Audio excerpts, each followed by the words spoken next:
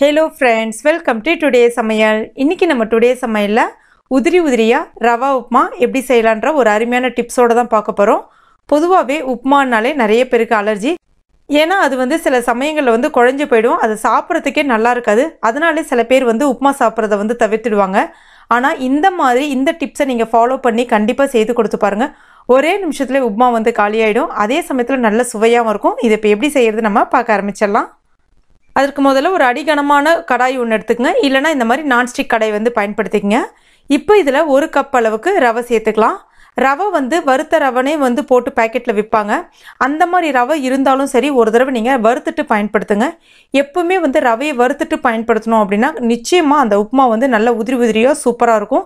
வறுக்காமல் பயன்படுத்துனீங்கன்னா கண்டிப்பாக ஒன்றோடு ஒன்று ஒட்டி உங்களுக்கு உதிரியாக வராமல் போயிடும்.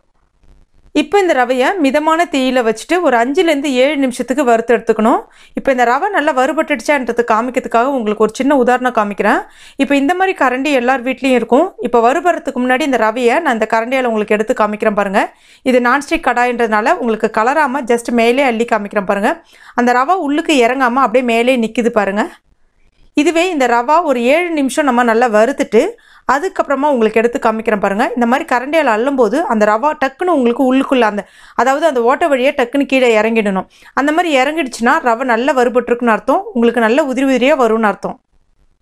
இந்த மெத்தடில் நீங்கள் ட்ரை பண்ணி பாருங்கள், சூப்பராக வரும். இப்போ ரவை நல்லா வறுபட்டுடுச்சு. இப்போ இதை எடுத்து நம்ம வேற ஒரு பாத்திரத்தில் மாற்றி வச்சிடலாம். இப்போ அதே கடாயில் 2லேருந்து ஒரு 3 ஸ்பூன் அளவுக்கு எண்ணெய் சேர்த்துக்குங்க. எண்ணெய் நல்லா காஞ்ச பிறகு 1லேருந்து 1.5 ஸ்பூன் அளவுக்கு கடலைப்பருப்பு சேர்த்துக்கலாம்.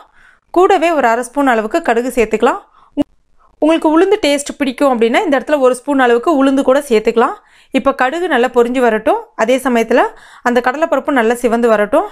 இப்போ பாருங்கள், கொஞ்சமாக கருவேப்பிலை இலையை சேர்த்துக்கலாம்.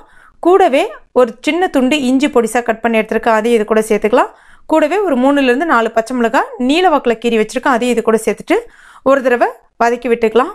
அதுக்கு அடுத்ததாக ஒரு மீடியம் சைஸ் பெரிய வெங்காயம் பொடிசாக கட் பண்ணி எடுத்துருக்கேன், அதையும் இது கூட சேர்த்துட்டு வதக்க ஆரம்பிச்சிடலாம். இப்போ வெங்காயம் ரொம்ப சிவந்து வரணும் அப்படிலாம் கிடையாது. கொஞ்சம் கண்ணாடி பதத்துக்கு வந்தால் போதும். இந்த மாதிரி கண்ணாடி பதத்துக்கு வதக்கிட்டிங்கன்னா உப்புமா அருமையாக வரும். இது கூட காய்கறிகள் முற்றிலும் ஆப்ஷனல் தான். வேணும்னா சேர்க்கலாம், இல்லைன்னா தவிர்த்திடலாம். நான் இன்றைக்கி ஒரு 1/4 கப் அளவுக்கு பட்டாணி எடுத்திருக்கேன். காய்ந்து ஊற வச்ச பட்டாணி கிடையாது, ஃப்ரெஷ்ஷாக கிடைக்கும் இல்லையா, அந்த பட்டாணி சேர்க்குறேன். அதுக்கு அடுத்ததாக ஒரு 1/4 கப் அளவுக்கு பீன்ஸ் சேர்த்துக்கலாம். அதுக்கு அடுத்ததாக பொடிசாக கட் பண்ணியிருக்க ஒரு கேரட் சேர்த்துக்கிறேன். இந்த காய்கறிகள்லாம் ரொம்ப ஈஸியாக வேகக்கூடிய காய்கள் தான். அதனால் ஒரு 2லேருந்து 3 நிமிஷம் வரைக்கும் நல்லா வதக்கி விட்டுக்குங்க. ஏன்னா இதில் நம்ம தண்ணி சேர்த்து ரொம்ப நேரம் கொதிக்க வைக்க போகிறது கிடையாது. காய்கள் ஒரு பாதி பதத்துக்கு வேகிற அளவுக்கு நல்லா வதக்கி விட்டுக்குங்க. இப்போ காய்கள் எல்லாமே ஒரு பாதி பதத்துக்கு நல்லா வெந்து வந்துருச்சு. எப்பவுமே நம்ம 1 கப்புக்கு 2 கப் அளவுக்கு தண்ணி சேர்ப்போம். அந்த மாதிரி சேர்க்கக்கூடாது. 1 கப்புக்கு 1.5 கப் அளவுக்கு தண்ணி சேர்த்துக்குங்க. அப்போ தான் ரவை உங்களுக்கு நல்லா வெந்து உதிரியாக வரும். ஏன்னா இதில் நம்ம முழுக்க தண்ணியில் வேக வைக்காமல் தம் மாதிரி தான் செய்ய போகிறோம். அதாவது தம் பிரியாணிலாம் செய்வோம் இல்லையா, அந்த மாதிரி தான். இப்போ இதற்கு தேவையான அளவுக்கு உப்பு சேர்த்துக்குங்க. இப்போ இதை நம்ம மூடி வச்சிடலாம். ஜஸ்ட் ஒரு கொதி மட்டும் வந்தால் போதும். ரொம்ப நேரம் கொதிக்க வைக்கக்கூடாது. ரொம்ப நேரம் கொதிச்சிடுச்சுன்னா அந்த தண்ணி சுண்டிடும். அப்போ ரவை வேகாமல் போயிடும். அதாவது ரவை வேகிறதுக்கு தண்ணி பத்தாமல் போயிடும். இப்போ பாருங்கள், ஜஸ்ட் ஒரு கொதி மட்டும் வந்துருச்சு. இப்போ இதில் நம்ம ரவையை சேர்த்துக்கலாம். எல்லாத்தையும் சேர்த்துருங்க. சேர்த்துட்டு ஒரு தடவை டக்குன்னு சுழட்டி விட்ட மாதிரி கலந்து விடுங்க. அதாவது கொஞ்சம் கொஞ்சமாக சேர்த்துட்டு கலந்து விடுறதை விட எல்லாத்தையும் ஒட்டுக்க சேர்த்துட்டு நல்லா சுழட்டி விட்ட மாதிரி கலந்து விட்டீங்க அப்படின்னா உங்களுக்கு குண்டு குண்டாக தட்டிப்படாமல் இருக்கும். அதே சமயத்தில் ரவையும் நல்லா உதிரியாக வர ஆரம்பிக்கும். இப்போ இந்த மாதிரி சுழட்டி விட்டு கலந்து விட்டுட்டு ஒரு தடவை அந்த ஸ்பேச்சுலா வச்சு ஒரு தடவை அழுத்தி விட்ட மாதிரி கலந்து விடுங்க. ஈஸியாக உங்களுக்கு உதிரியாக வர ஆரம்பிச்சிடும். இப்போ ரவை சேர்க்கும் போதே நான் ஸ்டவ்வை கம்ப்ளீட்டாக சிம்மில் வச்சுட்டேன். இப்போ இதை மூடி வச்சிடலாம். சரியாக பார்த்தீங்கன்னா ரவை சேர்த்ததுக்கப்புறம் ஒரு 5லேருந்து 7 நிமிஷம் மட்டும் இருந்தால் போதும்.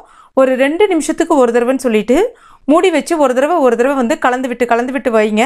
ஸ்டவ்வு கம்ப்ளீட்டாக சிம்மில் இருக்குது. இது தண்ணி எதுவுமே இல்லை. இதுதான் நான் சொன்னேன் தம்மில் வேக வைக்கிறதுன்னு சொன்னேன். அந்த ஆவியிலே கொஞ்சம் நேரம் வெந்துச்சுன்னா போதும்.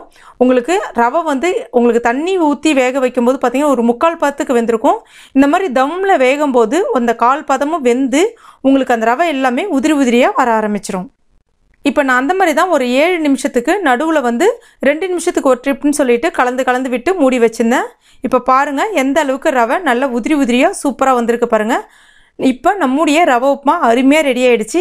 இந்த மாதிரி நீங்கள் ஒரு முறை செய்து கொடுத்து பாருங்கள். கூடவே தேங்காய் சட்னி செய்து கொடுத்து பாருங்கள். உடனே காலியாகிடும். அந்தளவுக்கு அருமையாக இருக்கும். காய்கறிகளும் நிறைய சேர்த்துருக்கோம். ரொம்பவே விரும்பி சாப்பிடுவாங்க பசங்க. கண்டிப்பாக ட்ரை பண்ணிவிட்டு மறக்காமல் எனக்கு கமெண்ட் பண்ணுங்கள். இந்த வீடியோ உங்களுக்கு பிடிச்சிருக்கும் நம்புறேன். பிடிச்சிருந்துச்சுன்னா லைக் பண்ணுங்கள். உங்கள் நண்பர்கள் மற்றும் ஃபேமிலி மெம்பர்ஸ் கூட ஷேர் பண்ணிங்க. மேலும் இது போன்ற டேஸ்டி ரெசிபிகளுக்கு நம்ம டுடே சமையல் இது வரைக்கும் நீங்கள் சப்ஸ்கிரைப் பண்ணாத நண்பர்கள் இருந்தீங்கன்னா உடனே சப்ஸ்கிரைப் பண்ணிங்க. கூடவே மறக்காமல் அந்த பெல் நோட்டிஃபிகேஷன் சிம்பிளையும் ப்ரெஸ் பண்ணிங்க. தேங்க்யூ.